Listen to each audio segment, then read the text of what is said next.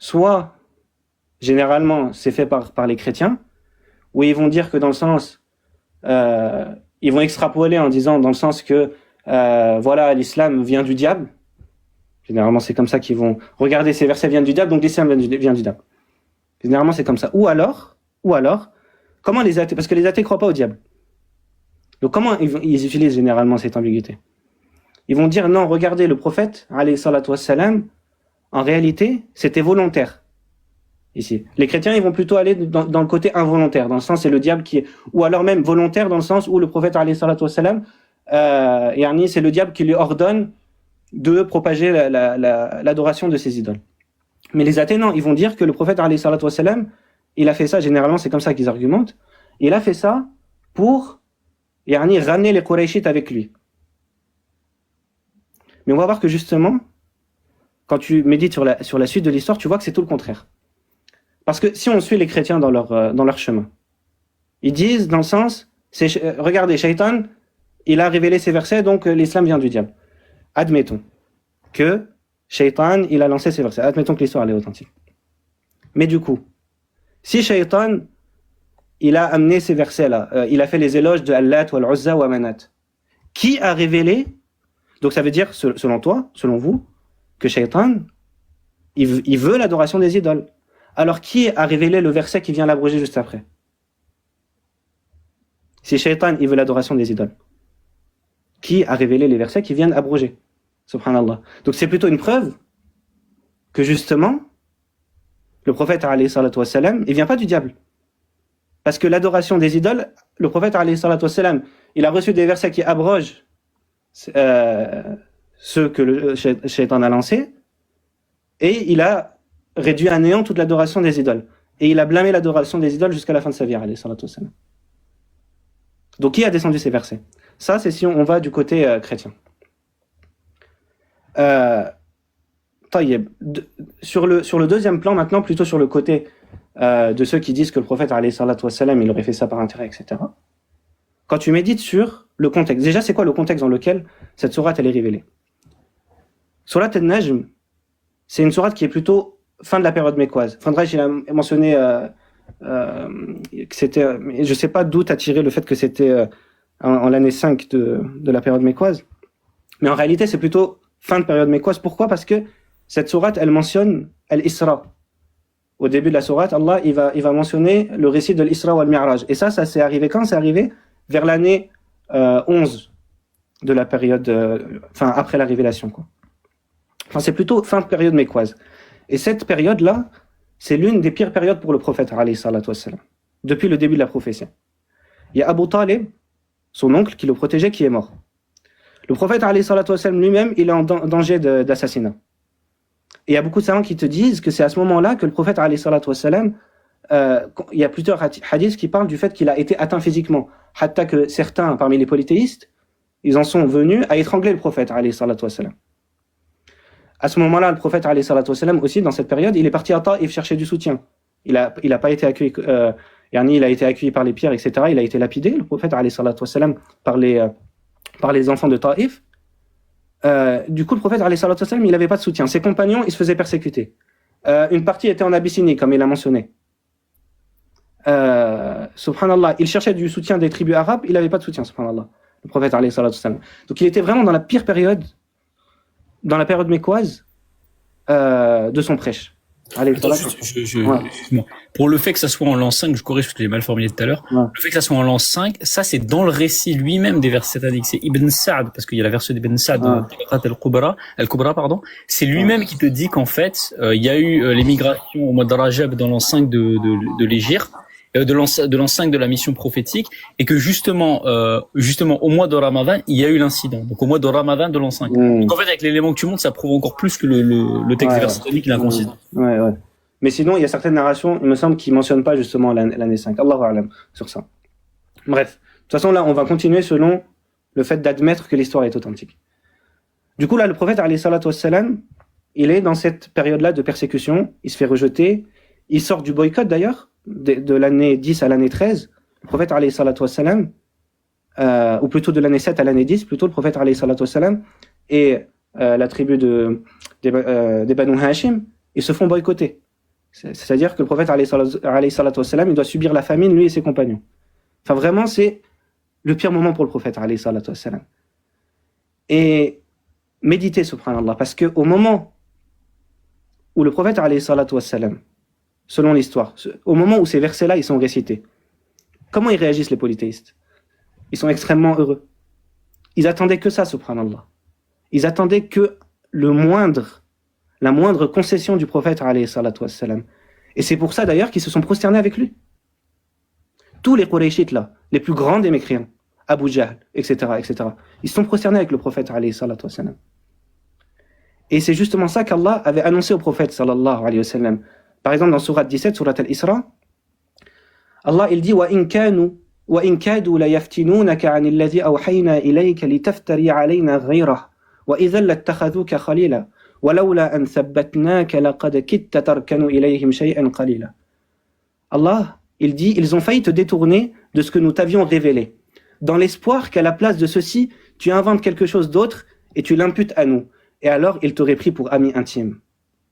Ça, c'était une annonce d'Allah, subhanahu wa ta'ala. Il dit, si tu t'étais détourné, si tu avais fait concession sur le shirk qu'il pratique, il t'aurait pris pour un ami intime. Et dans Surat Al-Qalam, la même chose. Allah il dit Waddu law tudhinu fayudhinun.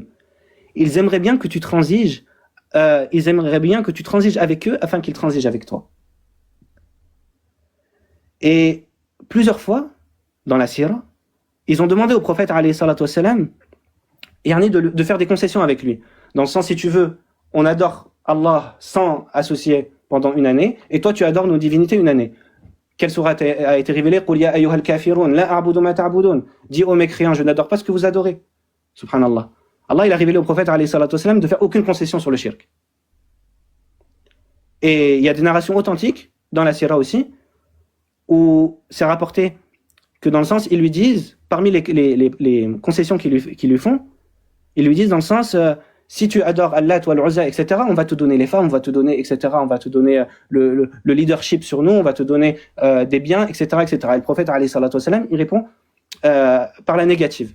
Et justement, Surat Al-Kafirun est révélé. Mais là, c'était que des promesses. C'est-à-dire, les Qurayshites, ils ont promis au prophète, alayhi salatu wassalam, que si, effectivement, il adore Allah, toi, l'Uzza et Manat, ils vont être de son côté. Et Allah, il lui a annoncé, il lui a dit, si tu penches vers eux, dans le shirk, si tu penches vers eux, ils vont te prendre comme un ami intime. Et ils seront avec toi, ils seront de ton côté. Mais là, le prophète, alayhi salatu wassalam, il a vu de ses propres yeux.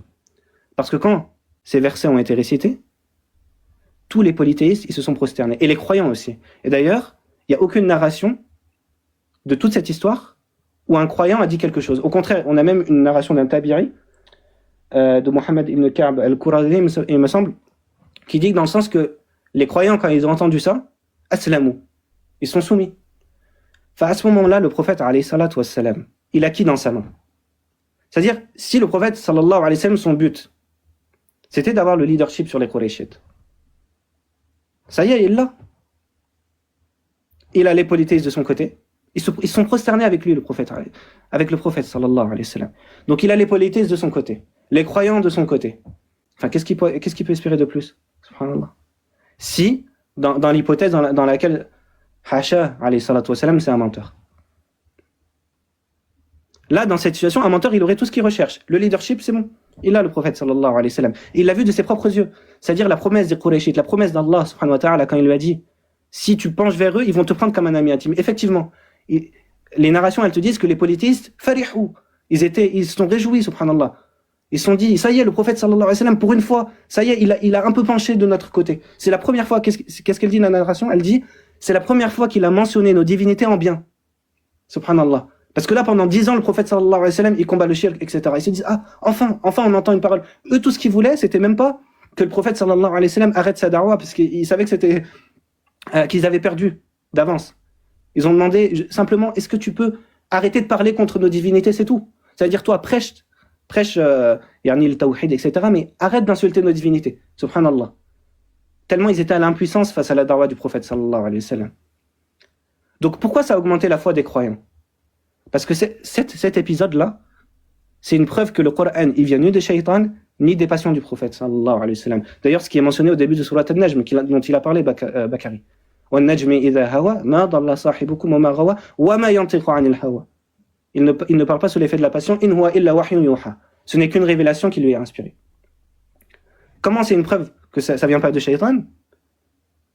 Selon l'hypothèse généralement avancée par les chrétiens, c'est que si le Shaitan il veut l'adoration des idoles, alors qui a fait descendre juste après, d'ailleurs toutes les narrations te disent, la narration qui vient avec l'abrogation, c'est arrivé, l'abrogation est venue juste après. Il n'y a pas eu de période de temps qui s'est écoulée, subhanallah. Au maximum, les narrations te disent, dans la nuit, Jibril il descend et il dit, ces versets-là, ils étaient faux. Enfin, du coup, qui a descendu ces versets? Si Shaitan il veut l'adoration de Lat ou Al-Uzza, alors qui a descendu l'abrogation?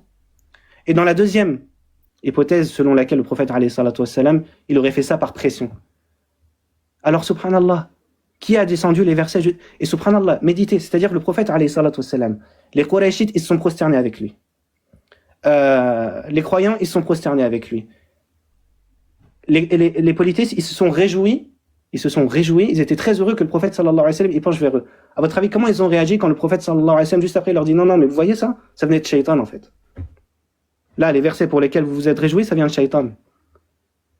Même tu as des narrations qui te disent que les polythéistes, ils étaient encore plus en colère contre le prophète sallallahu alayhi wa sallam. Il s'est retrouvé plus en danger de mort. Subhanallah. Tellement que, quelques années après, 1 an, 2 ans après, il a émigré le prophète sallallahu alayhi wa sallam à Médine. Ça a fait qu'accroître la rébellion et la haine des Qurayshites envers le prophète sallallahu alayhi wa sallam. Subhanallah. Ça a renforcé la foi des croyants, parce qu'ils ont vu que ce Coran-là, il peut ni venir de Shaitan, ni venir de la passion du prophète sallallahu alayhi wa sallam. Parce que au moment où le prophète sallallahu alayhi wa sallam, il avait les Qurayshites de son côté, la tête des polythéistes de son côté, les croyants, il leur a dit non mais ça vient de Shaitan ça, et je fais aucune concession.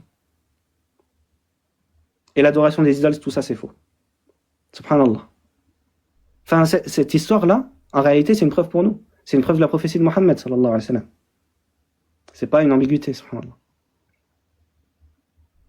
Taïb. Voilà, moi j'ai fini pour mon intervention. Barakallah fik, Al-Nour. Barakallah fik, mon frère. Vas-y, Van, si tu veux reprendre. Bon, j'arrive dans 2 minutes. Si essayer de parler en attendant, là, Ahmed et Léo. D'ailleurs, il y avait un élément où Hicham, tu veux parler?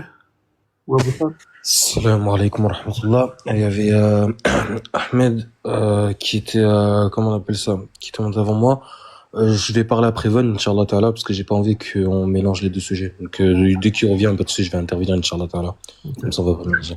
Ok, barakallah fik. Abou Saad, t'es là ou pas? Non. Il y a un élément aussi que Bakil avait sorti une fois, c'était sur le que vous ensemble, El-Manet, etc., etc. Le que vous ensemble, c'est dans le sens de ces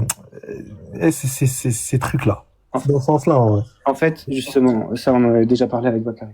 Ouais. En fait, dans le Coran, ça en fait, c'est une autre manière d'approcher l'ambiguïté. C'est de dire, en fait, quand tu prends le début de Surat An-Najm. Excusez-moi, je vais redémarrer mon téléphone, Léon, ça ne dérange pas de me faire remonter après. Vas-y.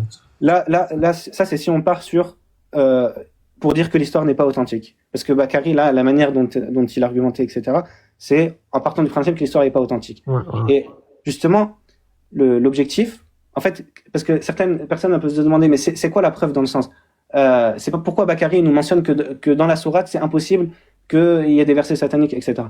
Parce qu'en fait, quand tu vois le début ou même le contenu de la sourate An-Najm, le discours, il est polémique, déjà. Le discours, dès le départ, il est polémique. Donc, ça n'a aucun sens de dire, par exemple, si déjà, أَفَرَأَيْتُمُ اللَّاتَ وَالْعُزَّى وَمَنَاةَ الثَّالِثَةَ الْأُخْرَى. Si ça, déjà, c'est une critique, c'est impossible que le prophète, sallallahu alayhi wa sallam, juste après, volontairement, il fait les éloges. Si de base, ça part d'un blâme. Ça n'a aucun sens, tu vois. Et Afara'aytum, dans le Coran, c'est toujours dans le blâme. Par exemple, Ibrahim, qu'est-ce qu'il a dit à son peuple? Afara'aytum ma kuntum ta'budun, antum wa aba'ukum al-aqtamun. Est-ce que vous avez vu, que vous ensemble, ce que vous adorez, vous et vos ancêtres? Enfin, systématiquement, Afara'aytum, par exemple, dans Surat Az-Zumar, la même chose. Attends, laisse-moi me rappeler du verset.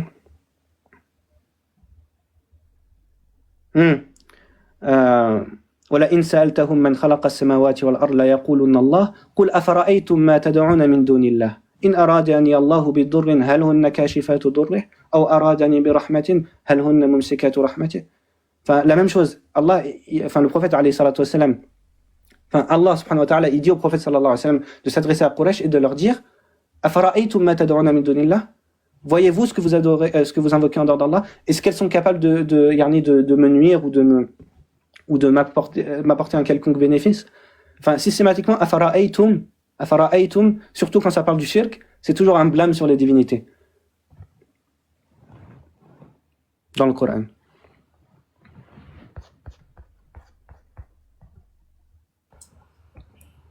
Barakallahu fik, frère. Magnifique. Ça n'a aucun sens que, en fait, dans les versets où justement il mentionne, il y a un écho, les frères, je sais pas c'est avec qui. C'est moi?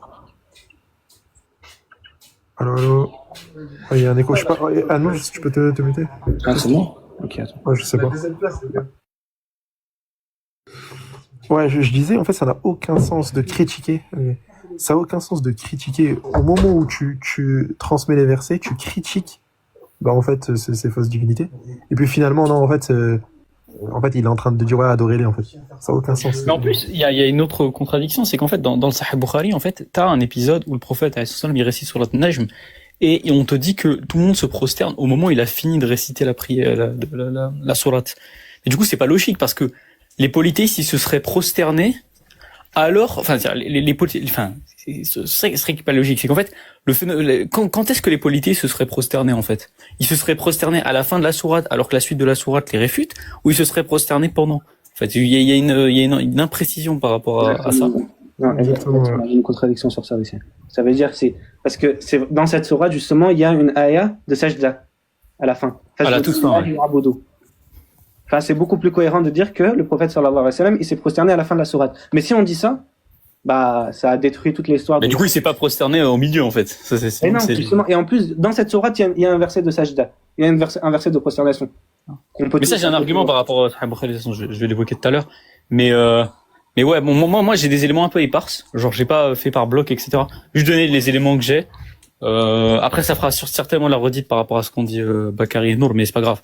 C'est juste au moins ça ancre les arguments. Bon, déjà les trucs basiques que j'ai mentionnés, c'est que, enfin, déjà par rapport à cette histoire, faut savoir une chose, hein, l'écrasante majorité, je dis pas tous, hein, mais l'écrasante majorité des savants considèrent que l'histoire elle est pas authentique. Déjà, on te dit par exemple dans Tafsir Razi, on te dit les savants du Tahqiq ont dit, chez Abou Saoud Effendi, on te dit les savants du Tahqiq ont dit que l'histoire elle est pas authentique, qu'il y a aucune chaîne authentique. Al-Bayhaqi te dit l'histoire elle est pas authentique. Ibn Kathir te dit que l'histoire elle est pas authentique.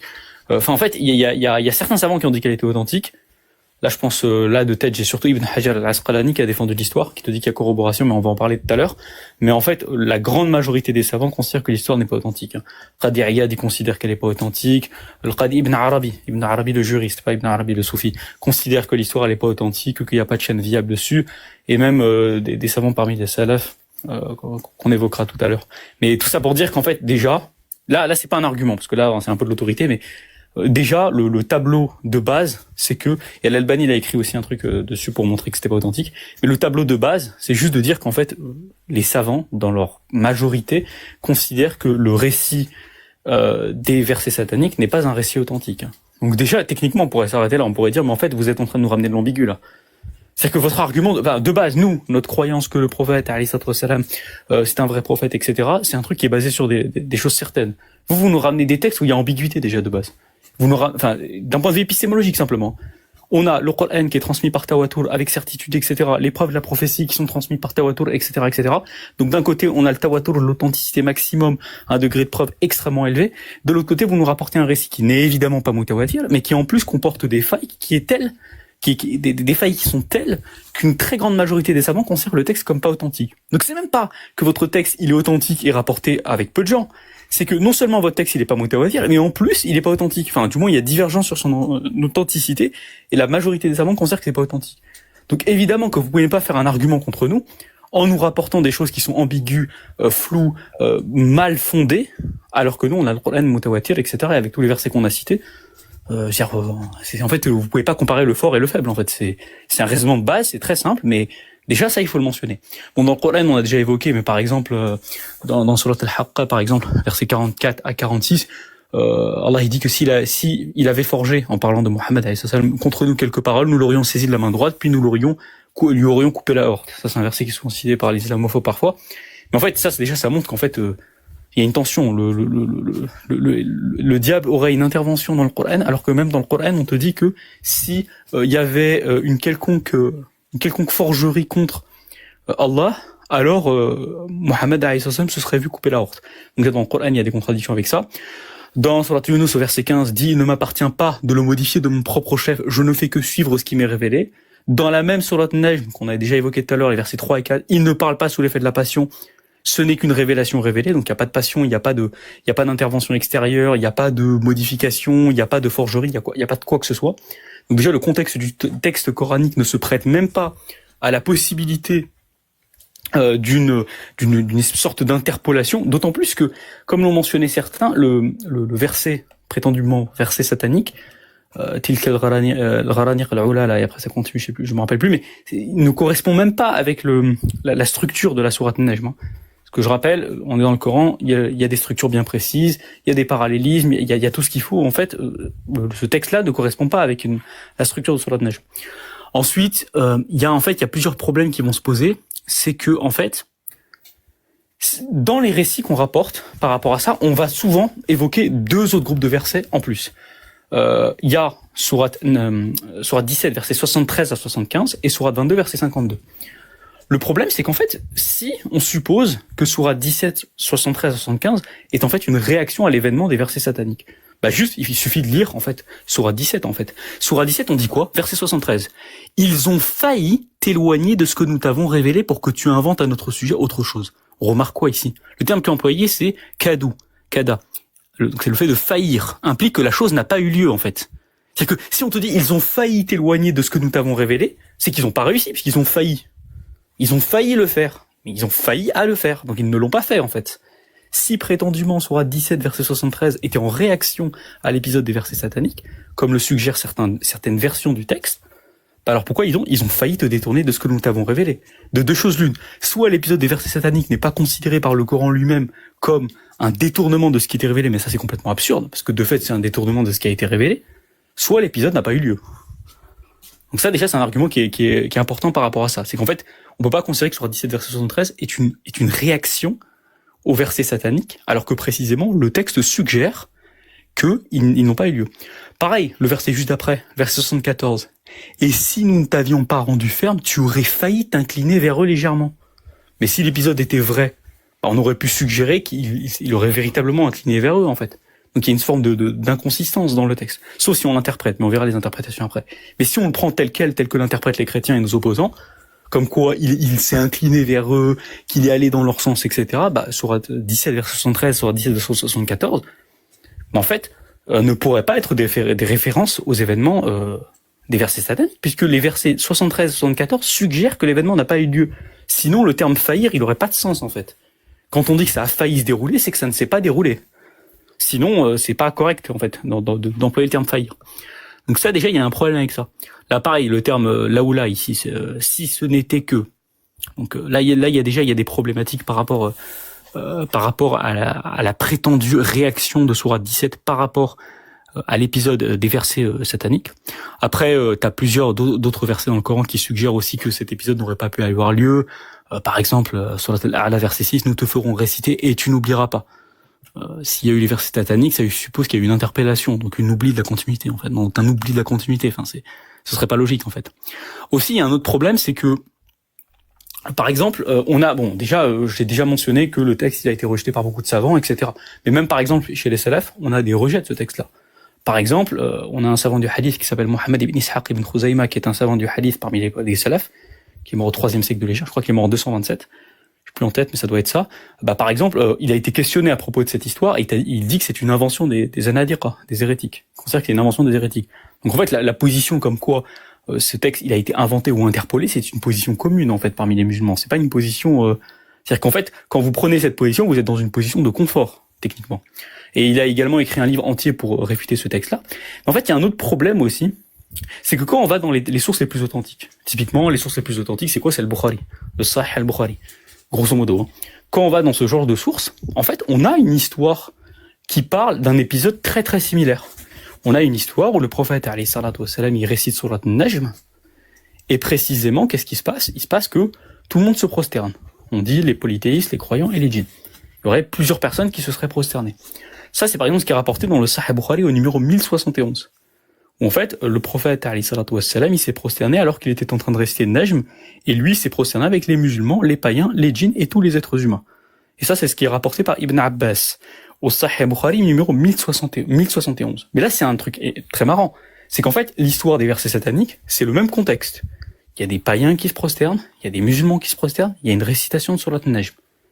Pourtant, dans la version qui est rapportée par Bukhari, il n'y en a pas qu'une seule, parce qu'on a cité un autre texte avec le fait que le prophète, alayhi salatu wassalam, il se prosterne au moment où il a fini la récitation.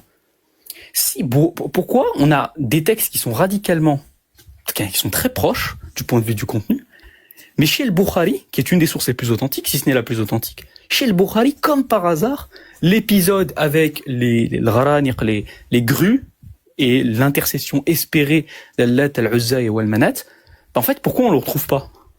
C'est étonnant quand même. Ça veut dire que Bukhari, évidemment que si cette histoire tournait, Bukhari, il était au courant. Mais Bukhari, il a volontairement choisi de ne pas prendre cette histoire, de ne pas prendre cette version-là. Il a pris une version minimaliste où précisément il n'y a pas tous les détails qu'on peut trouver chez Ibn Sa'd, voire dans ce qui est rapporté chez Tabari, voire dans ce qui est rapporté chez Ibn Ishaq et tous ceux qui ont rapporté cette histoire-là. Le Bukhari, comme par hasard, ne mentionne pas cette histoire. Il mentionne Surat Najm, il mentionne qu'il y a prosternation, il mentionne même qu'il y a prosternation des païens, des djinns et de tous les êtres humains, etc., etc. Mais comme par hasard, il mentionne pas l'épisode Tilka al-Gharaniq al-Ula. Il mentionne pas ça. C'est tout à fait étonnant quand même. Ce qui prouve qu'en fait, ce texte-là, déjà, il y a une source très authentique qui ne rapporte pas ce qui est attendu en fait. Donc déjà, ça c'est un argument contre l'authenticité de ce texte-là. Après, il y a un autre problème aussi, c'est que, une autre difficulté, en tout cas en apparence, c'est que en fait, chez le Bukhari, par exemple, on précise pas. Il y a plein de détails qui manquent en fait. Il y a plein de détails qu'on va trouver beaucoup dans les sources liées au verset satanique, mais qui manquent beaucoup en fait chez le Bukhari, etc. Bukhari, il garde que certains éléments relativement simples. Il n'y a pas Tilka al-Gharaniq, il n'y a pas tous les détails avec le fait que Sourate 17 vient après, Sourate 22 vient après, que Djibril arrive, que le prophète il avait une conviction, qu'il était déçu parce que le fait qu'il n'arrivait pas à convaincre les polythéistes, etc. Tous les détails qu'on peut trouver dans l'histoire des versets sataniques, on le trouve pas chez le Bukhari.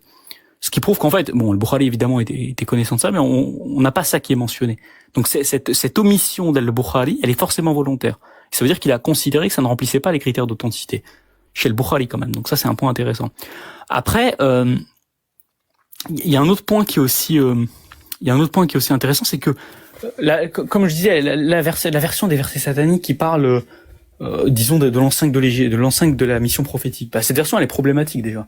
Cette version elle est problématique parce que on l'a déjà dit pourquoi elle est problématique, mais elle est problématique déjà parce qu'en fait, à ce moment-là de l'histoire, comme on peut le suggérer à partir de nombreux textes de Sira, etc., à ce moment-là de l'histoire, les musulmans ne pouvaient pas prier sereinement à la Kaaba, à la Mecque en fait, comme il est laissé suggérer par le texte. Parce qu'en l'an 5 de la mission prophétique, c'est relativement tôt quand même. Et donc prier comme ça, sans problème, sans altercation avec les polythéistes à la Mecque, en fait, c'est quelque chose qui est quand même tout à fait étonnant. Après, effectivement, toutes les versions ne mentionnent pas ça. Mais même les versions qui mentionnent pas ça, il y a un problème en fait. Parce que, par exemple, les versions qui mentionnent pas que c'est en l'an 5, mais qui mentionnent que c'est plus tardif, le problème c'est que il y a aussi des versions qui mentionnent qu'il y a l'abrogation sur 22 verset 52. Mais sur 22 verset 52, elle est médinoise. C'est une sourate médinoise. Donc en fait, à supposer par exemple que, je sais pas moi, c'est vers la fin de la mission prophétique.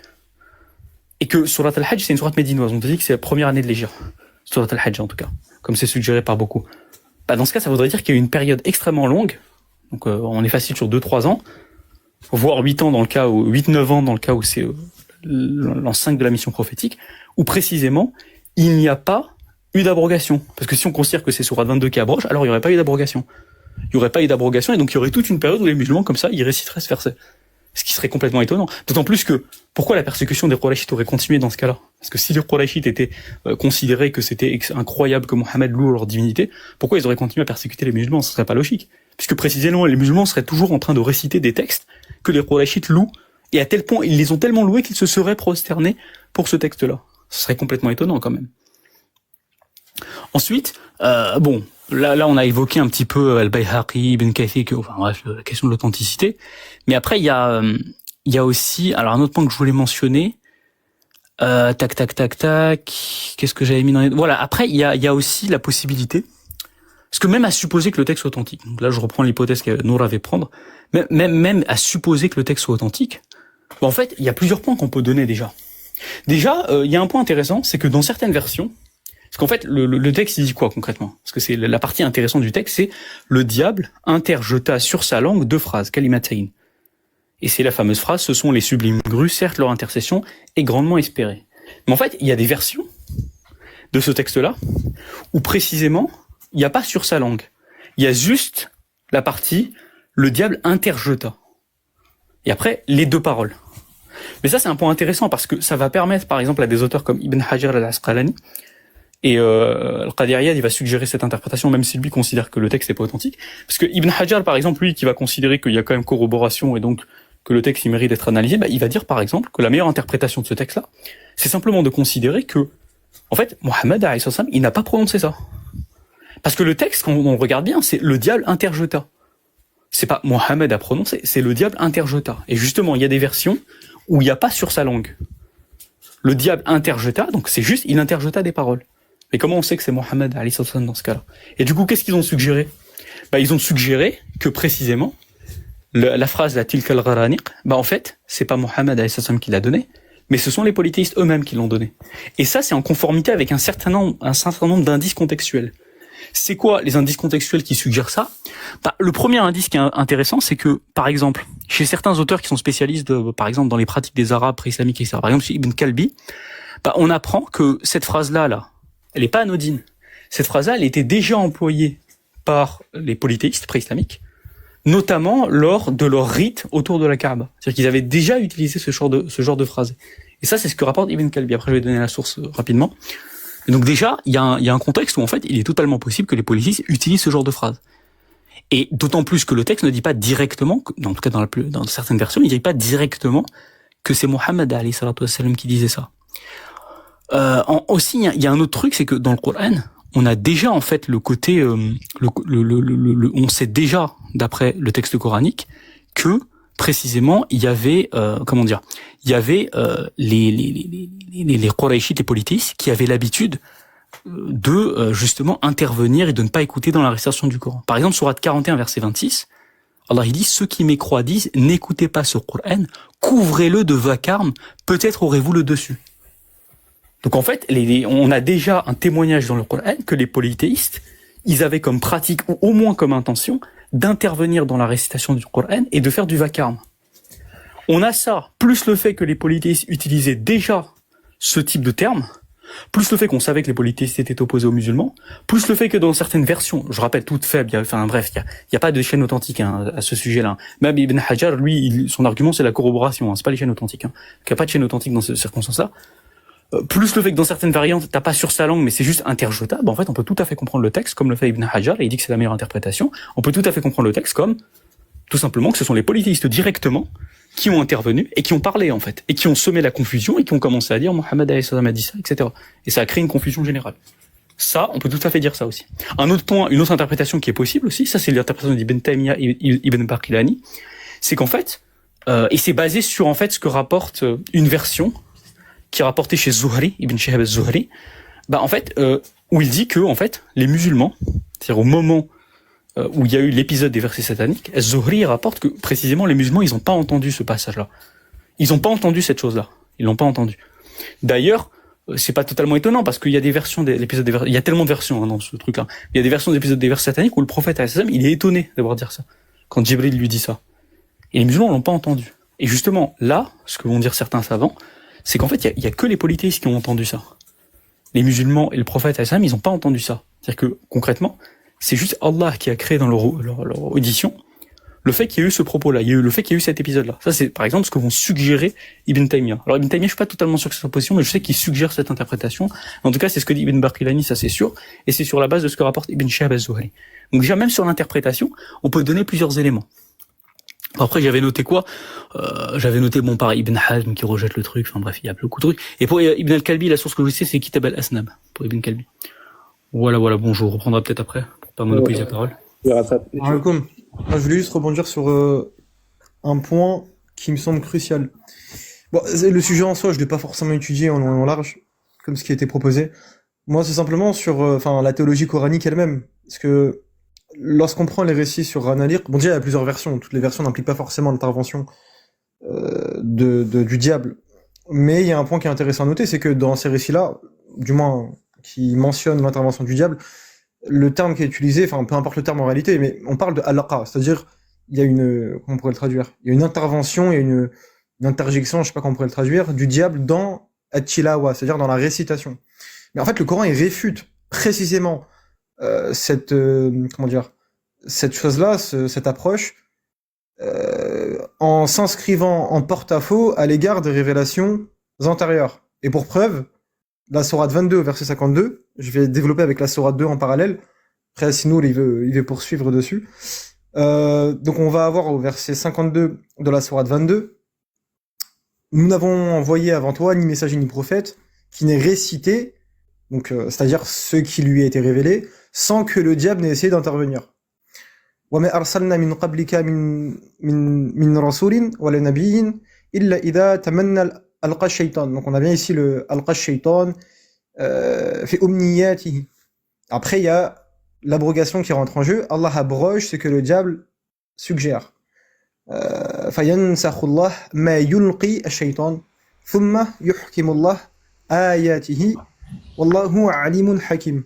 Donc on voit ici la primauté d'Allah, de Dieu, sur ce que le diable tente à suggérer dans la récitation. Et en fait, il faut porter attention sur ce verset-là, puisque les versets qui vont suivre montrent que le Coran s'inscrit en porte-à-faux, montrent que le Coran s'inscrit dans une logique d'abrogation à l'encontre des révélations antérieures qui ont été mises par écrit, et ce dont le diable est intervenu dans la récitation. Donc dans le processus, on pourrait dire, de mise à l'écrit des révélations antérieures par le biais de la récitation, le diable s'est interposé. Le Coran réfute certains passages de ces textes, supposant justement, affirmant que le diable s'est interposé dans la mise à l'écrit de ces révélations. Et pourquoi je précise que c'est un point important, c'est que le Coran se pose ici comme l'antagonisme, comme comment on pourrait dire, oui, comme l'antagonisme par excellence de ce qui a été mis par écrit dans les révélations antérieures, où le diable est intervenu. Puisque les versets qui vont venir par la suite, donc je cite, donc le verset 53, afin de faire ce que jette le diable, une tentation pour ceux qui ont une maladie au cœur et ceux qui ont le cœur dur. Les injustes sont certes dans un schisme profond. Et le verset 54, et afin qu'à ceux à qui le savoir a été donné, sache que ceci, ou le Coran, est en effet la vérité. وَلِيَعْلَمَ الَّذِينَ أُوتُوا الْعِلْمَ أَنَّهُ الْحَقُّ مِنْ رَبِّكَ. C'est la vérité venant de ton Seigneur. Donc, on a une opposition ici entre l'interjection du diable dans une récitation et le fait que le Coran vienne abroger cela, ce dont l'acteur est Dieu, en précisant que ce Coran est la vérité venant de ton Seigneur, al-haq.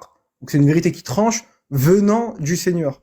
À partir de là, comment on peut inscrire le Coran dans ce que précisément le Coran réfute, à savoir que le Coran n'est pas soumis à une interjection du diable, mais bien le contraire, le Coran est une réfutation, une correction, une abrogation de ce que les démons, le diable, ont tenté de suggérer dans la récitation des révélations antérieures qui ont été mises à l'écrit et qui ont pu égarer certaines personnes. Par exemple, le cas de Sulayman, alayhi salam, lorsqu'on prend la sourate 2, verset 102, on a un exemple que le Coran cite. On a un exemple d'égarement que les diables ont tenté de faire par la récitation des révélations antérieures qui se sont, on pourrait dire, interposées dans la récitation et la mise à l'écrit. Donc on a une réfutation coranique. Donc le verset 102, donc je cite, hein, et ils suivirent ce que les diables racontent contre le règne de Salomon, alors que Salomon n'a jamais été mécréant, mais bien les diables. Je m'arrête juste sur ce point. Lorsqu'on prend en arabe, alors, c'est bien ici une question de récitation. وَاتَّبَعُوا مَا تَتْلُو الشَّيَاطِينُ. Tatlu, c'est at-tilawa, c'est la récitation. Ils ont suivi ce que les démons ont, on pourrait dire, mais tatlu, leur ont récité. Donc on a une récitation ici qui viennent des démons, et c'est dont certains parmi les gens du livre, avant les gens du livre en réalité, ont été tentés et ont mis par écrit. Et c'est le cas ici du livre de Roi des Rois, je ne vais pas rentrer dans les détails, où on accuse Salomon de mécréance, alors qu'il n'est pas mécréant, c'est les diables qui ont mécru, et qui ont raconté de la mécréance, finalement, au sujet de Salomon. Donc on a bien ici une réfutation du Coran, de ce paradigme, de cette approche, de dire que le diable s'interpose dans le processus de récitation et de mise à l'écrit. Le Coran réfute en apportant la véritable version, puisqu'il est Moussaddiq, il est l'authentifiant, il est le Furqan, le filtre, le discriminant, et il tranche le vrai du faux. Donc, soumettre le Coran finalement à la question des versets sataniques, du moins si on prend la version en tout cas satanique, va totalement contre la version coranique, puisque le Coran se présente en tant que tel comme l'abrogation de ce que les démons, le diable, dans l'interjection qu'ils essayent de faire à l'égard des révélations antérieures, par des récitations fallacieuses. Et d'ailleurs, ce que je dis, on l'a chez Al-Biqa'i. Al-Biqa'i, il a remarqué ce que je viens de dire dans le verset 2 de la sourate 102. Et il dit la même chose, que par une récitation psalmodieuse, etc., les démons ont égaré on pourrait dire, les gens, les scribes, dans la mise à l'écrit de certains récits. Donc en fait, la question des versets sataniques n'a pas de sens d'un point de vue coranique. Juste, si on prend on peut simplement s'arrêter, juste faire un focus sur le rapport entre la récitation de la révélation et sa mise par écrit, et de voir que cette question-là, elle concerne les révélations antérieures, ce dont le Coran propose une abrogation et une correction sur la véritable version, à savoir ici le cas de Salomon. Donc, en fait, c'est juste sur ce point sur lequel je voulais attirer l'attention, parce que pour moi, ça constitue la réfutation la plus cruciale, en fait. C'est-à-dire que la question des versets sataniques n'est rien d'autre que ce que le Coran réfute, en ciblant précisément les révélations antérieures qui ont été mises par écrit, avec une interjection précisément dans le biais de la récitation, dans le point de la on pourrait dire dans le passage de la récitation à la mise par écrit des démons. Donc on a bien ici les termes en plus alqa, une interjection des démons, et on a at-tilawa, donc la récitation. Et on a une réfutation coranique à ce sujet, puisque le Coran est le nasr, donc l'abrogation des révélations antérieures, du moins dans certains récits, tels que le cas de Salomon. Voilà, je m'arrête sur ça, mais à mon avis, c'était le point peut-être central sur la réfutation de ce sujet. Voilà, il y a juste Nour, il veut... Oui, je vais rajouter 2-3 trucs. Ouais, parce qu'il va partir. Je devais intervenir après Ivan. Vas-y, j'attends. Vas-y, pas de soucis, rapide, Inch'Allah Ta'ala. Déjà, salam alaikum. Déjà, je te remercie, Lyon, de moi. En espérant que ce sera profitable et bénéfique pour tout le monde. Van, il a parlé de Ibn Hajar. J'aimerais revenir sur ce qu'il a dit et sur quoi, en fait, même les islamophobes, que ce soit francophones et même des autres pays, nous attaquent souvent. Alors, le temps que j'ai redémarré mon téléphone, je sais pas si ça a été dit, il y a généralement beaucoup d'islamophobes qui nous attaquent sur 3 sources principales d'Ibn Hajar. Donc ils vont dire que oui, voilà, Ibn Hajar, en fait, en réalité, ils disent qu'il y a 3 sources, principales, donc qui démontrent en fait que les versets sataniques sont véridiques. Ce qui est totalement faux, parce que, pour préciser déjà qu'Ibn Hajar, rahimahullah, il nous dit quoi? Il nous dit qu'en fait, déjà dans ces 3 sources en question, il y a une interruption. C'est-à-dire qu'en fait, il manque des personnes dans la chaîne de transmission. Et que en réalité, donc comme l'avait dit aussi Van, je sais pas si ça il l'a dit, Allahu alam, mais qu'en fait, dans ces versions-là, en fait, c'est même pas le prophète sallallahu alayhi wa sallam qui récite. En fait, c'est Shaitan lui-même qui va insuffler justement ces paroles-là aux polythéistes. Donc ça va rejoindre en fait pas mal d'arguments et pas mal de sources que les frères justement ont dit précédemment. Donc non, toutes les soi-disant les soi-disant sources authentiques d'Ibn Hajar, en réalité non, ils sont interrompus, il manque des personnes. Donc voilà, au cas où si jamais il y a des gens qui viennent. Pour soutenir ce que tu as dit, je cite directement Ibn Hajar parce que j'avais pris le temps de traduire le texte, etc.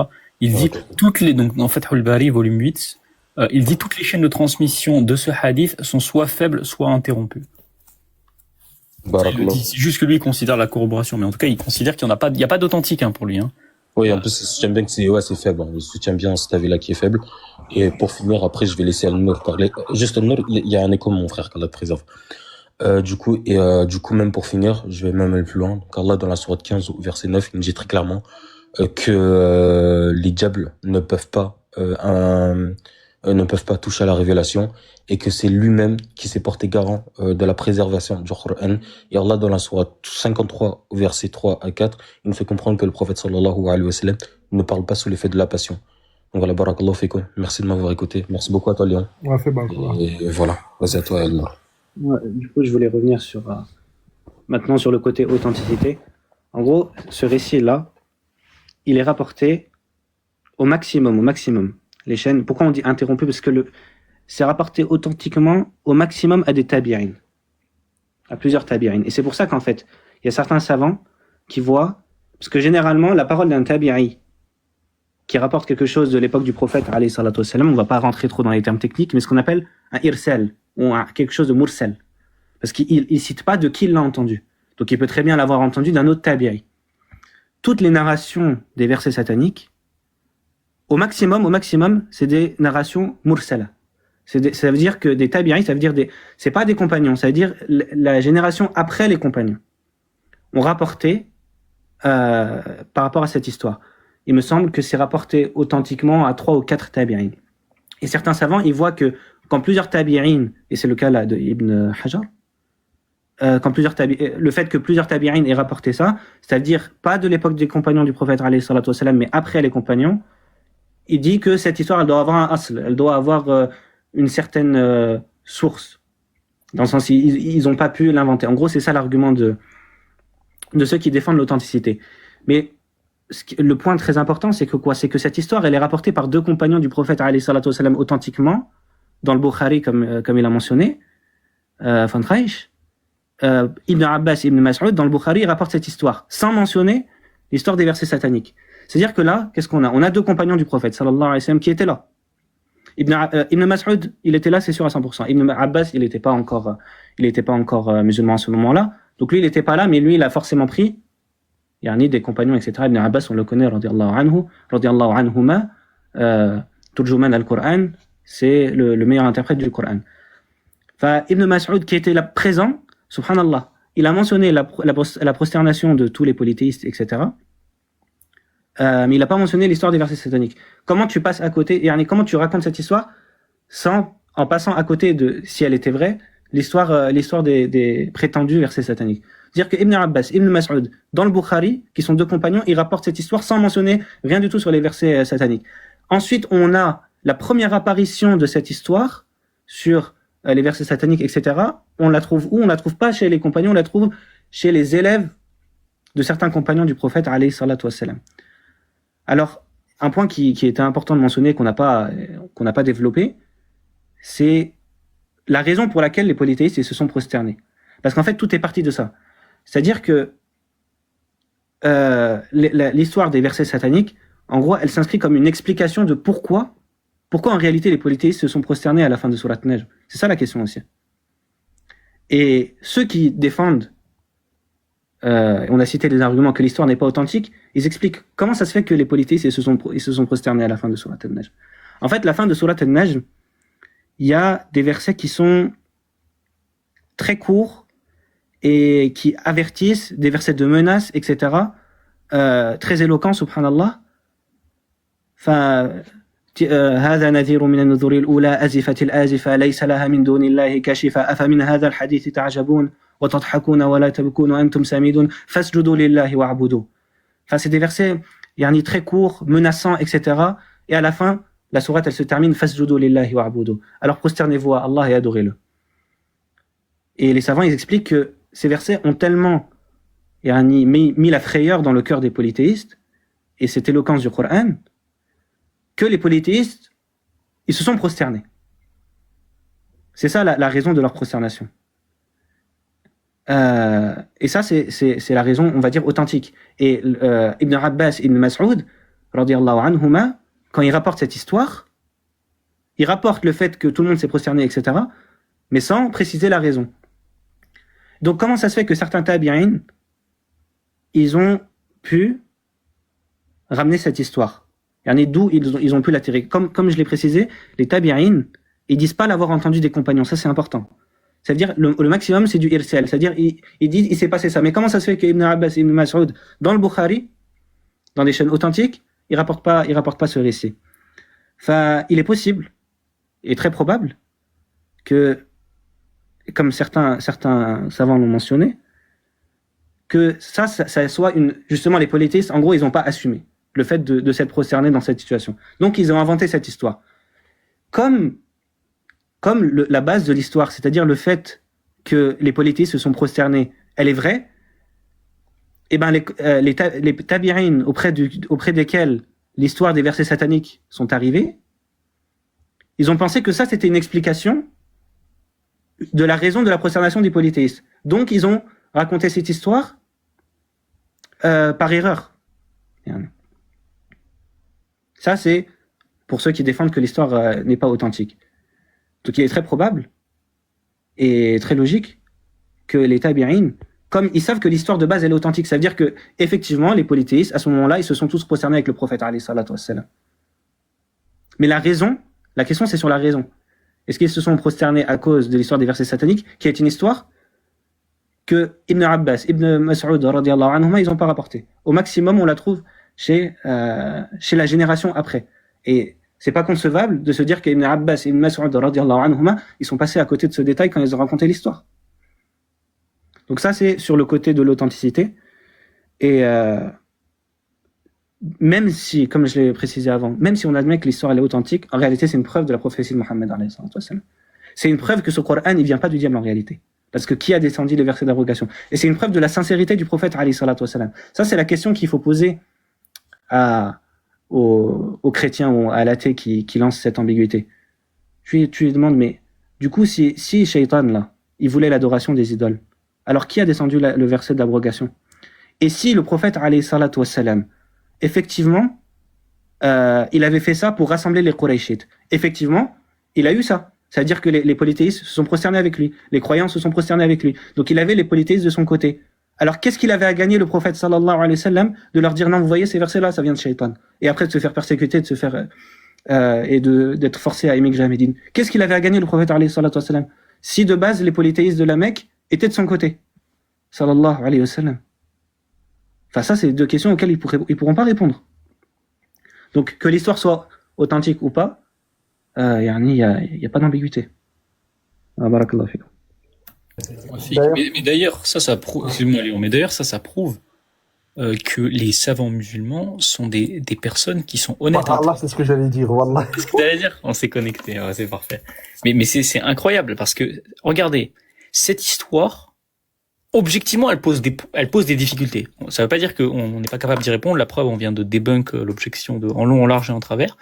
Mais objectivement, cette histoire, elle pose des difficultés. Que ça soit pour les savants qui acceptent l'authenticité ou que ça soit pour les savants qui acceptent pas l'authenticité. Ceux qui acceptent l'authenticité, ils vont devoir de toute façon faire de l'interprétation, etc. Et ceux qui n'acceptent pas l'authenticité, de toute façon, ils vont devoir justifier pourquoi ils n'acceptent pas l'authenticité, etc. Bref.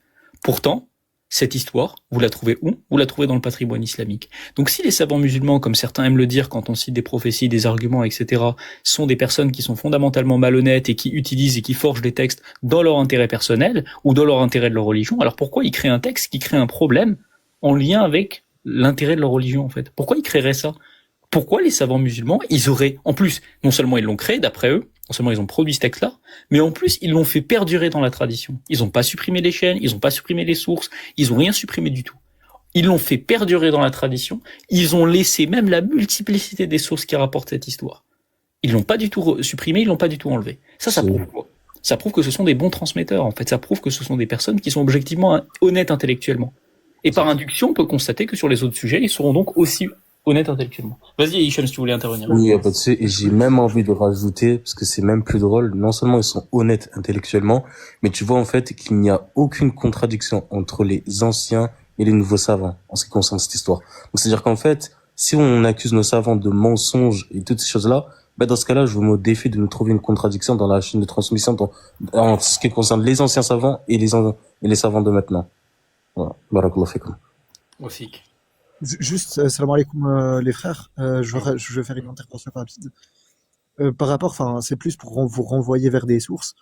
Par rapport au verset satanique, il y a le frère Karim Al-Hanifi qui avait fait une vidéo c'était un live de 3 heures sur la question, où il prenait toutes les narrations qui existaient sur le sujet. Je pense qu'il y en a 27 ou 28, si ma mémoire elle est bonne. Et il les analyse une par une, il analyse les chaînes de transmission une par une, et il rapporte les avis des savants dessus, et il fait la critique des chaînes une par une, et il les déglingue une par une, les chaînes. Et c'est en continuité au travail de Al-Albani, mais il a rapporté plus d'arguments que Al-Albani, rahimahullah, dans son livre. Il avait aussi fait un livre par rapport au Gharaniq, et c'est un peu ça. Je vous renvoie vers la vidéo. Barakallahu fik. Wafik. Ouais, cool, baraka. Et en fait, le frère Al-Nour, il a raison sur un point, enfin, sur tous les points, mais genre, plus précisément sur un point. Les chrétiens, en fait, quand ils viennent avec cet argument-là, mais en fait, c'est un camp de son camp qui est terrible, parce que Jésus dit quoi, même dans leur texte? Il te dit que Satan ne peut chasser Satan. Donc, comment donc son royaume subsistera-t-il? Mais si Satan lui-même, il vient produire un texte au prophète alayhi salam, il lui dit, ouais, écoute, transmets ça. Mais dans ces cas-là, pourquoi lui-même, juste après, il va s'autocritiquer? Pourquoi lui-même, en fait, il va faire en sorte que des personnes deviennent monothéistes? Depuis quand Satan, il vient, il enlève les gens du polythéisme en les ramenant dans le monothéisme et en s'autocritiquant. Ça, Jésus, il accepte pas ça, en fait, dans les évangiles. C'est-à-dire, si vous venez avec cette histoire-là, en fait, vous êtes juste en train de prouver que Mohammed c'est un véritable prophète, en fait. Clairement. Désolé. Hein. Donc, l'argument, il est totalement débile. C'est vraiment bien pensé pour celui-là.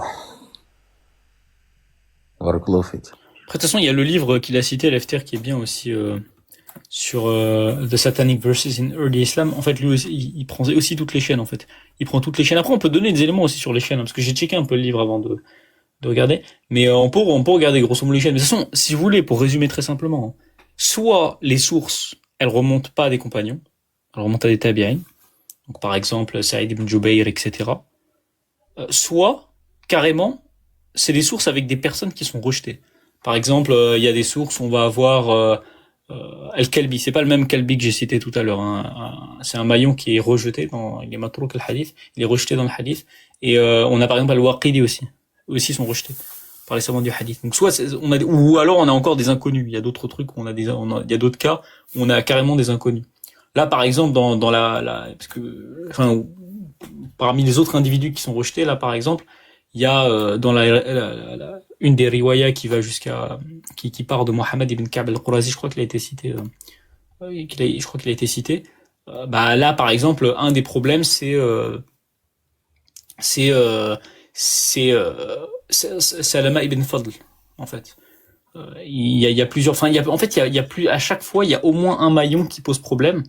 Et il y a des cas authentiques, comme Ibn Hajar le dit, mais c'est des cas qui remontent pas, en fait, à des compagnons. Et le truc, et l'argument de Nour, il était pertinent là-dessus, c'est qu'en fait, dans les cas où on remonte à des compagnons, il n'y a pas l'épisode. Et dans le cas où on remonte pas à des compagnons, il y a l'épisode. C'est quand même tout à fait étonnant. C'est comme si on a une source directe des événements, où on a des compagnons qui ont rapporté. Ces sources-là sont authentiques, elles sont rapportées dans les sources les plus authentiques, mais certains vont préférer des sources où ça remonte pas jusqu'à ces mêmes compagnons. En plus, ce qui est très marrant, hein, c'est que, ce qui est très amusant, c'est que par exemple, certaines narrations des versets sataniques, elles tentent justement de faire remonter l'épisode à Ibn Abbas. Ça, c'est intéressant. Notamment une version qui passe par Saïd ibn Jubayr. Elle tente notamment de faire remonter l'histoire à Ibn Abbas.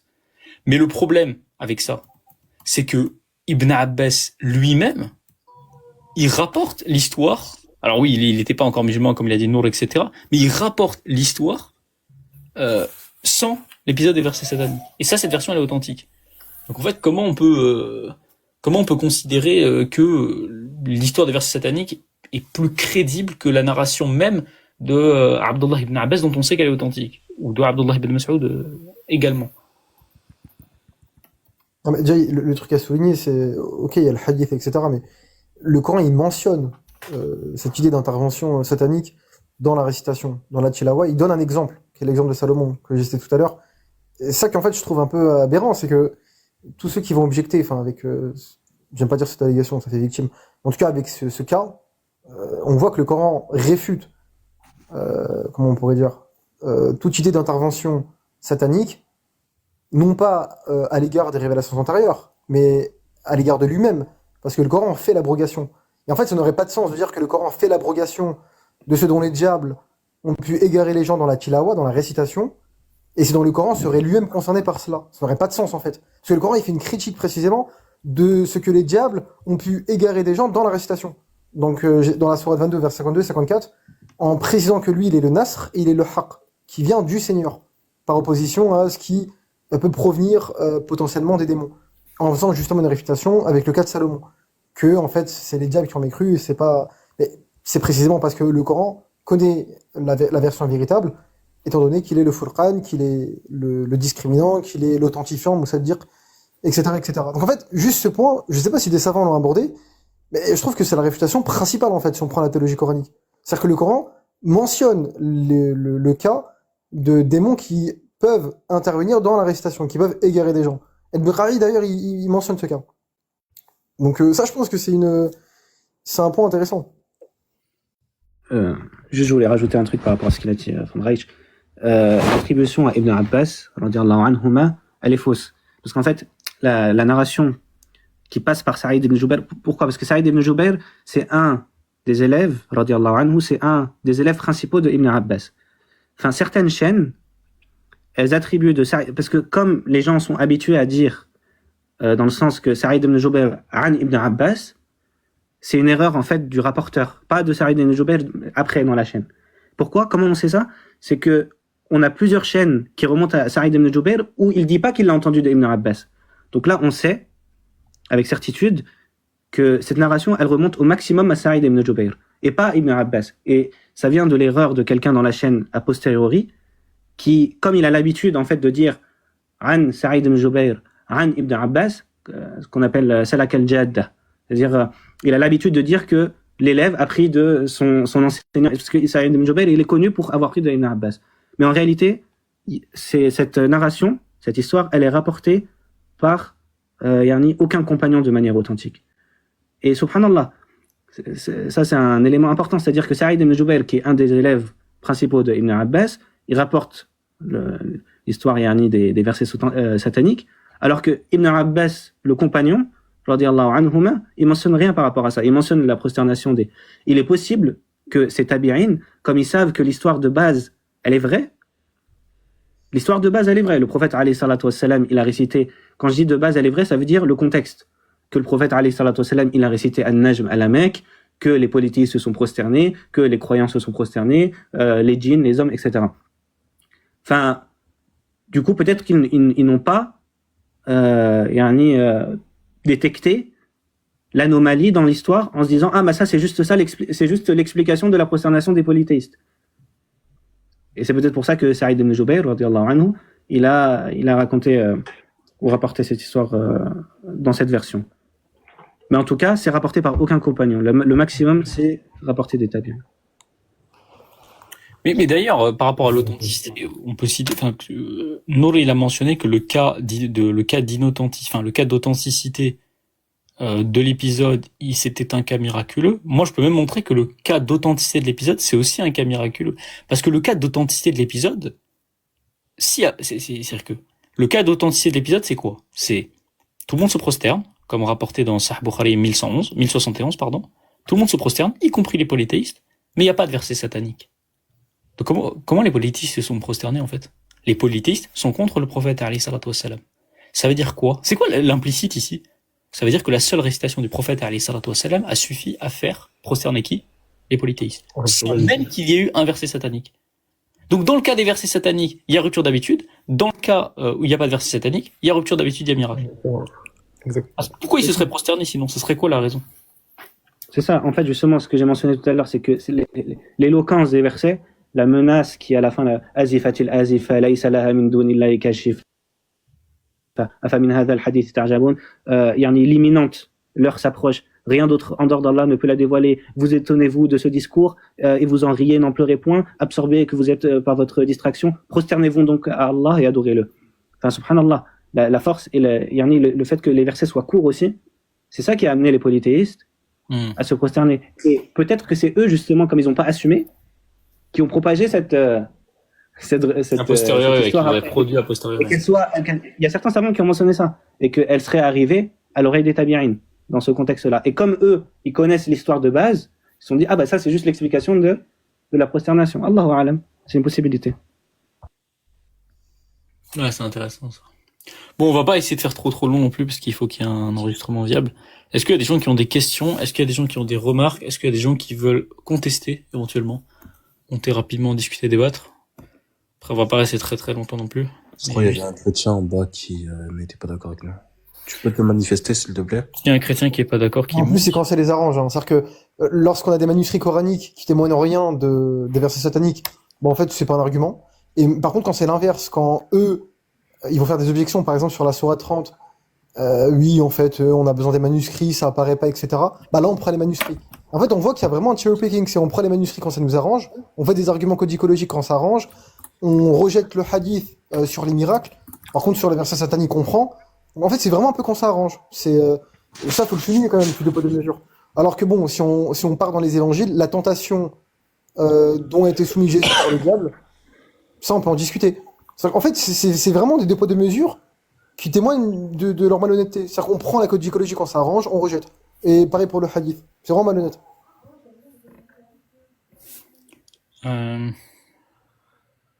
Mais monte. Mais monte, si t'as une objection, monte, c'est le moment. La thématique, elle est sur le sujet. Je crois que c'est connexion divine, ouais. Monte. Ben, on vient de le faire, monte.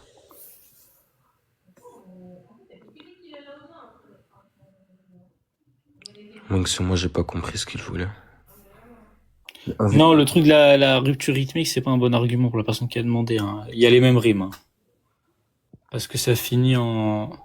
Les tourtaja, et là, c'est les rimes en A, en gros. Hein. Donc, il n'y a pas un problème de rime. Mais il y a un problème d'inscription dans la sourate, en fait. Ça a aucun sens, en fait, littéralement.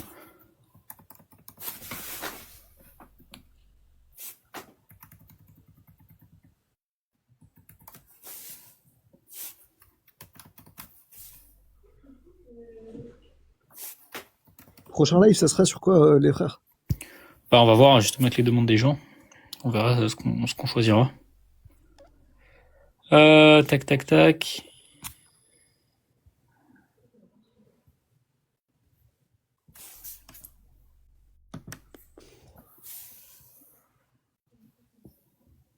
Est-ce qu'il y a des personnes qui veulent poser des questions, contester sur la thématique du sujet, oui ou non?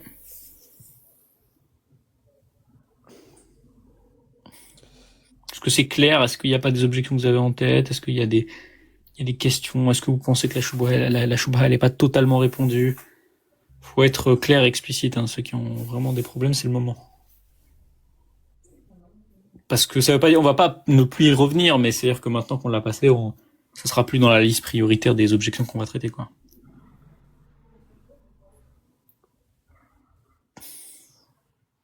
Les questions en rapport avec le sujet, hein. Vraiment.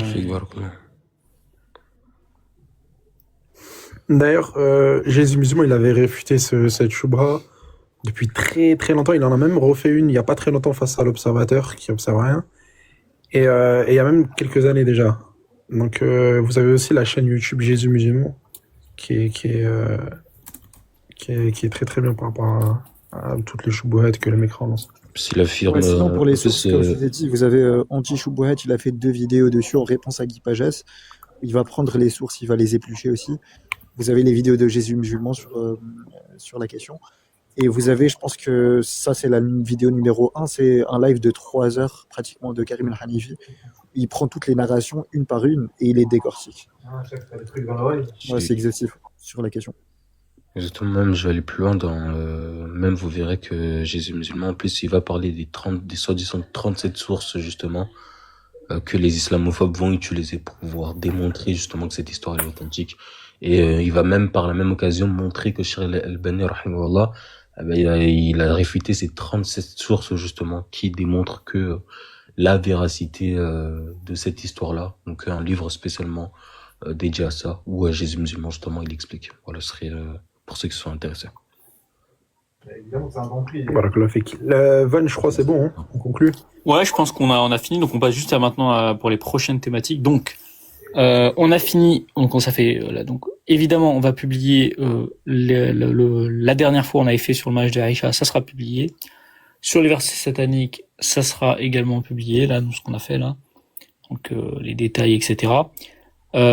Prochaine thématique, quel sujet aimeriez-vous qu'on traite pour la semaine prochaine, c'est-à-dire samedi même heure à 22h? Quel sujet vous aimeriez qu'on traite? On va les noter donc, et on va en choisir un. Donc, problème du mal, libre arbitre et adjaz. Alors, attendez. Attendez. Ceux qui ont écrit, réécrivez vos trucs. À partir Essayez de donner des sujets qui sont un petit peu plus précis, un petit peu plus... Alors, oui, la règle, avant même que vous donnez. La règle, un sujet précis. Pas de sujets généraux. C'est un live. On n'a pas le temps de faire un sujet général. Ça veut pas dire qu'on peut pas traiter un sujet, mais juste donner des sujets précis. Par exemple, ne dites pas les contradictions dans le Coran, ça veut rien dire. Il faut en donner une ou deux, ou un truc vraiment précis. Donc, essayez d'être précis dans vos formulations. À partir de maintenant, je prends. Théorie de l'évolution. Allez, c'est parti. Donc, évolution. Il y en a un qui a parlé de la Terre. Dictez-les-moi directement, parce que je suis en train d'écrire en même temps, ça va être compliqué. Ok, pas de souci. Il y en a un qui a parlé de la Terre ronde. Je crois Terre sphérique, ouais, c'est un classique. Ensuite, qu'est-ce qu'il y a? Problème du mal. Ok, problème du mal. T'en as un, il te dit l'embryologie. Embryologie, mais c'est sûr, ça c'est pas précis, parce qu'il y a plusieurs questions. Sourate 23, verset 14. Donc, Sourate 23, oh, ça vend cher. Oh, ça les deux mers aussi. Les montagnes en piquet, ouais. Les montagnes en piquet. En piquet, les deux mers, j'avais vu les deux mers aussi. Il y a aussi les prétendues erreurs cosmologiques dans le Coran. Ouais, mais là, faut préciser lesquelles. Donc, le libre arbitre, j'ai pas noté, ouais, libre arbitre. Libre arbitre qadar. Je tiens à préciser aussi, Jinka, barakallahu fik, frère. Merci beaucoup. Croyance historique des Arabes dans l'I'ajaz avant l'islam. L'I'ajaz, ouais, je l'ai pas noté, ouais. L'I'ajaz. Après, l'I'ajaz, c'est un gros sujet, hein. Slavery, esclavage, c'est un peu jeu. Enfin, bon. Ouais, c'est un peu large aussi. Ouais, c'est vrai, ouais, voilà ce que j'allais dire. Réfutation du paradoxe d'épicier. J'ai jamais entendu parler de ça. Attends, par contre, il y a quelqu'un qui a dit quelque chose d'intéressant, qui a dit la fiabilité de la révélation du Coran à travers l'isnad. Ouais. Ah ouais, ça c'est un point important. Mais ça, c'est un truc qu'on doit travailler. Ça, après, c'est un truc, ouais, effectivement, que ça nécessitera plus de temps, à mon avis. Okay. Mais je le note quand même, au cas où... Ouais, voilà, exactement. De toute façon, on va choisir nous, hein. C'est juste pour avoir des idées de ce qui vous intéresse le plus. Mais par rapport à la semaine dernière, genre, il y a des trucs qui sont ressemblants ou pas? Est-ce qu'il y a des trucs qui...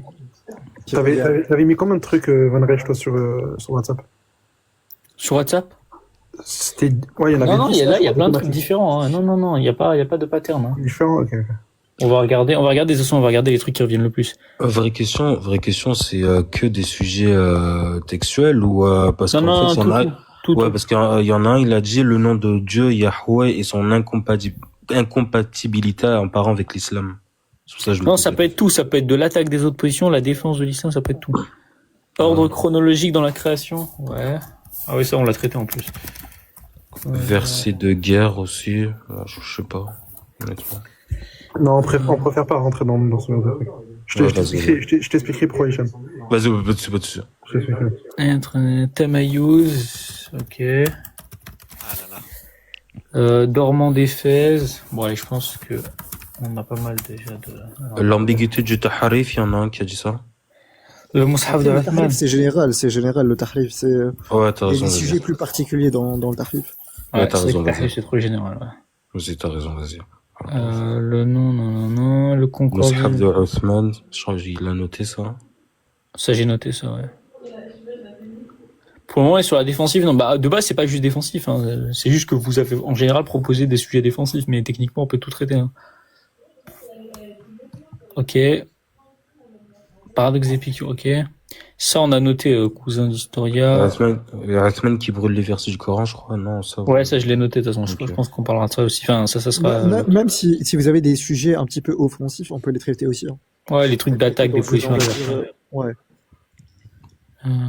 Limite quand c'est pas... Ok. Est-ce que vous avez d'autres? Juste un petit truc. Si les frères, vous avez besoin, je sais pas moi, d'un tafsir d'une sourate, genre pas très très longue non plus, pas abuser. Vraiment une sourate que vous voulez, je sais pas moi, un tafsir ou quoi. Il y a Ismaïl al-Hanifi, qui est d'accord pour venir faire le tafsir. Donc si vous avez une sourate en particulier ou quoi, proposez, Inch'Allah. Croyance chrétienne du 1er siècle. C'est général, ça aussi. Trop général. Ouais. Sourate 4, verset Précisez-les. 34, je sais pas si ça vous Eh, Ibn Hazm, t'abuses, toi, là.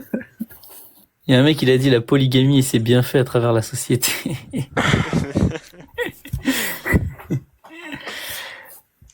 Ça a proposé des sourates, par contre, du coup. Ouais, regardez. Donc, Les gars, attends, je l'ai Surat noté aussi. Qaf, Surat Yassine. Qaf, à la limite, mais Surat Yassine, C'est long, là, quand même, hein. Vous êtes- Les gars, pour 1 heure, je pense pas, surtout qu'Ismaël. Après, il peut leur donner des éléments, en vrai. Il peut juste leur donner des éléments, genre... Il est pas obligé de faire verset par verset, mais genre, par exemple, il peut leur donner des éléments. Il faisait ça à l'époque. Sur le petit. Ouais, exactement. Genre, il donnait ce qu'ils avaient besoin, exactement. Il allait pas trop dans les détails. Bon, alors maintenant, donnez les sourates pour Ismaël al-Hanifi, si ça vous intéresse. Alors, du coup, j'ai noté Yassine, Qaf. Donnez-les-moi de celles qui vous intéressent. La vache, il y en a un qui a dit la vache.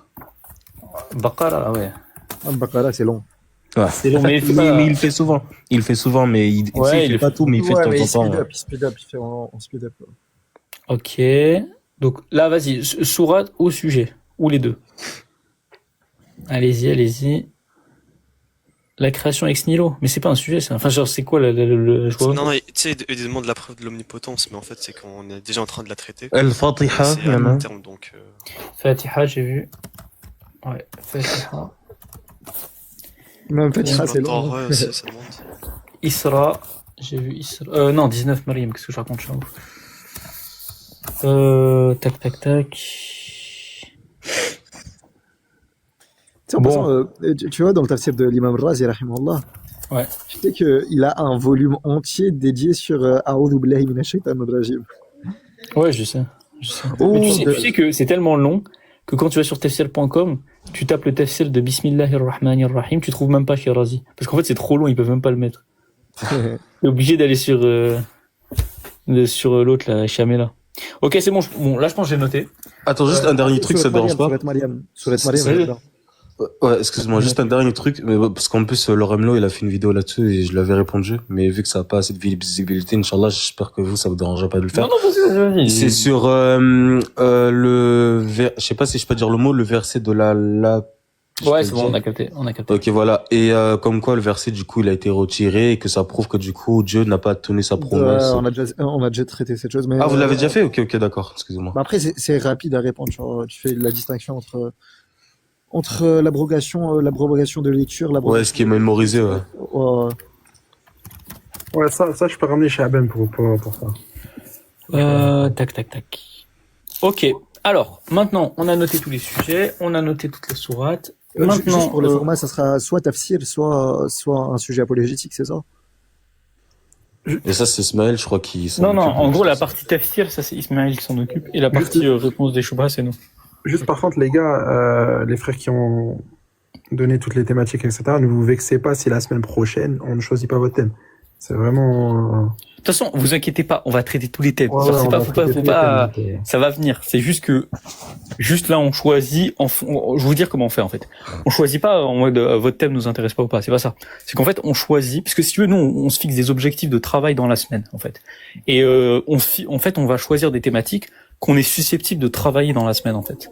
Par exemple, je sais pas, moi, si on travaille en ce moment sur le Coran, Forcément, la thématique qui parle du Coran, on va plus la choisir, tu vois. Si maintenant on travaille, pendant la semaine, on travaille plus sur la sunna ou sur une objection de la sunna, on est plus à même de choisir la thématique sur la sunna. C'est juste une question de comment nous on travaille, c'est une question d'organisation, c'est pas une question de truc. Après, oui, il y a des thématiques aussi qui sont plus longues, et on n'a pas envie de faire un truc bâclé, tu vois, on n'a pas envie d'arriver comme ça, vite fait. Déjà, les versets sataniques, en vrai de vrai, il y a beaucoup plus de choses à dire. Là, on a essayé de speed up, mais en vrai, c'est suffisant. En soi, là, les arguments qu'on a donnés, c'est largement suffisant. Mais en soi, il y a beaucoup plus de choses à dire. C'est pour ça qu'il y a certaines thématiques, elles vont revenir 2 fois, voire 3 fois. C'est-à-dire que, par exemple, là, peut-être que dans plusieurs mois, peut-être on va refaire les versets sataniques en version plus dense, en version où on aura apporté encore plus d'éléments. On va donner une version super solide, encore plus solide que ce qu'on vient de donner. Et ça peut faire comme ça sur plein de thématiques. Donc ça, c'est ça qu'il y a à prendre en compte. Je crois que t'avais dit la même chose pour Aïcha en plus. Je crois que t'avais dit... Exactement, la même chose pour l'âge d'Aïcha. Donc on fera pareil. Il y a des thématiques qu'on va de toute façon continuer à réaméliorer et à représenter de façon encore plus améliorée avec de nouveaux éléments, de nouveaux sources, etc. Parce que là, par exemple, sur l'âge d'Aïcha, je vous avais présenté le calcul de probabilité. Et je l'avais pas encore. Là, ça se trouve dans quelques mois, on aura fait le calcul vraiment avec des statistiques détaillées, etc. Et on pourra vraiment présenter un truc encore plus propre. Les gars, pour conclure, Ren, au moins comme ça. Ouais, on va conclure. Du coup, pour la conclusion, c'est que, alors, je rappelle le système qu'on adopte. Chaque samedi à 22h, un live sur une thématique qu'on a choisie à partir de vos demandes et vos besoins. On note en général chaque semaine les demandes et les besoins des musulmans et on traite la thématique durant la semaine. Ça s'inscrit dans le projet Abattre la Citadelle qui consiste, comme j'ai expliqué, à faire une base de données immense de toute la da'wa islamique, à attaquer les positions adverses, à défendre nos positions et à prouver l'islam. Chaque semaine, on travaille sur le livre. Là, pour vous donner une idée d'avancement du livre, comme ça vous savez où on en est, et pour vous prouver que quand même ça avance. Alors, je prends juste le livre rapidement. Là, on est actuellement à 263 pages. On est arrivé à 263 pages. En réalité, un peu plus. Il n'y a pas tout le monde qui a encore publié sa partie. Grosso modo, je pense qu'on sera à 300 pages demain. Mais grosso modo, on a déjà écrit 300 pages de livres. Ok, 300 pages de livres qui sont déjà écrites. Donc, vous voyez que ça avance quand même considérablement bien. Donc, ça va continuer. Ça va continuer. Moi, je vous dis, je pense qu'on va arriver à plusieurs dizaines de milliers de pages. Mais pour le moment, là, en quelques semaines, on est déjà arrivé à 300 pages. On a déjà traité beaucoup d'objections. Il y a déjà beaucoup de sources, beaucoup d'éléments. Mais ça va continuer progressivement. Donc voilà. Et je pense que chaque semaine, on vous fera un compte rendu de à quel point on a avancé. Mais là, on est à exactement 263 pages. Mais il y a des gens qui n'ont pas encore publié leur partie qui est déjà prête. Demain, on sera à plus de 300 en réalité. Voilà. Donc on est aux alentours de 300 pages. Vas-y, excuse-moi. Il y a quelqu'un qui a posé la question. Est-ce que vous allez vendre le livre? Je crois que tu avais dit que non, il est gratuit, n'est-ce pas, ou je me trompe? On fait pas de vente, on fait que du bénévolat et on met ça à la disposition de la communauté. Il n'y a pas de vente, c'est non lucratif, de A à Z et de Z à A. Comme ça, c'est clair. Voilà. Maintenant, et évidemment, le livre, on va pas le sortir maintenant, quoi que ce soit. C'est un truc qui se travaille sur c'est un truc qui doit être complètement parfait. Parfait, ça n'existe pas, mais qui doit se rapprocher le plus de quelque chose d'infiniment rigoureux. Vraiment, on veut aucune erreur, rien du tout. Voilà. Donc, maintenant que ça c'est dit, maintenant que ça c'est dit, je pense qu'on a fini le live. Tout sera publié demain. Demain, on publie l'ancien live et le nouveau. Et la semaine prochaine, on se retrouve pour un nouvel épisode à 22h, comme d'habitude. En tout cas, merci pour l'invitation. C'était un plaisir. Inch'Allah, on aura l'occasion de refaire. Et barakallahu fikum à tous ceux qui étaient là. Merci à toi, Léon, qu'Allah te préserve. Et merci à toi, Dinkat aussi, à Van, à Vortex et tous ceux qui étaient là. Je vous remercie. Salam alaikum. Prenez soin de vous. J'espère qu'on aura l'occasion de se revoir. Merci beaucoup, Dinka. T'as dit quoi, Vortex? Merci à vous, les frères. Envoie-moi le récap directement, comme ça je poste. Vas-y, dès que je l'enregistre. En tout cas, barakallahu fikum, les frères. À la prochaine, Inch'Allah. Faites des doigts pour les frères. Abonnez-vous. Hein, vraiment, c'est important. Abonnez-vous. Likez, etc. Même la chaîne YouTube. Barakallahu fikum. Wassalamu alaikum wa rahmatullah.